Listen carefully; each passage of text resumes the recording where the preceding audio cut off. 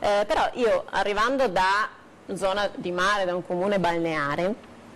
e adesso qualcuno si chiederà cosa c'entra. C'entra benissimo, perché il fenomeno dell'abusivismo,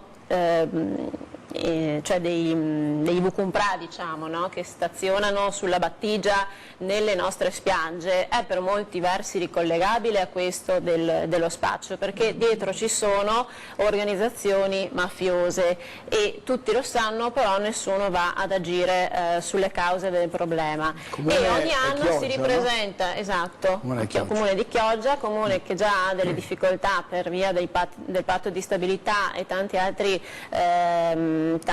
leggi che purtroppo non consentono di spendere tutto quello che si ha in cassa, e il comune di Chioggia è in avanzo di 50 milioni di euro. Spero che questo governo provvederà anche a sbloccare il patto, perché è una cosa inaudita che non si possa spendere una cifra simile. Però, tornando sul punto, io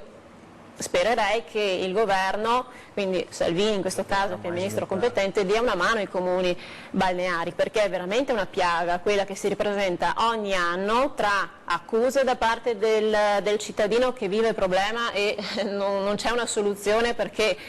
la polizia locale sono in 4-5 gatti proprio perché non si possono assumere più persone, e i comuni non ce la fanno da soli a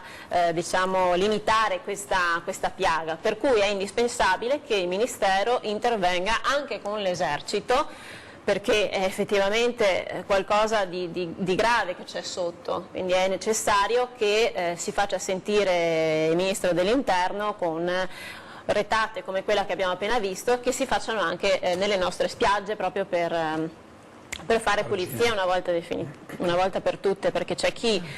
commercia in maniera legittima con l'autorizzazione, c'è chi invece lo fa per vie traverse, e questo credo che non vada assolutamente bene, e in più non offrono un bello spettacolo per chi viene in vacanza al mare nelle nostre coste. Poi anche a Venezia, come si dimostra a Venezia, ogni tanto arrivano i finanzieri. Esatto, come l'anno scorso, che c'è stato un carabiniere che si è preso anche un pugno in faccia, è andato all'ospedale col naso rotto perché ha cercato di fermare uno di questi bucumprà, e è andata peggio per lui, insomma. Questi casi non dovrebbero più. Il problema è che poi il giorno dopo si ripresentano, esattamente, quindi bisogna insistere, continuare a sequestrare la merce, queste persone devono essere incarcerate, perché è il momento di dire basta a tutta questa illegittimità, illegalità, di delinquenza, insomma, che sta sotto.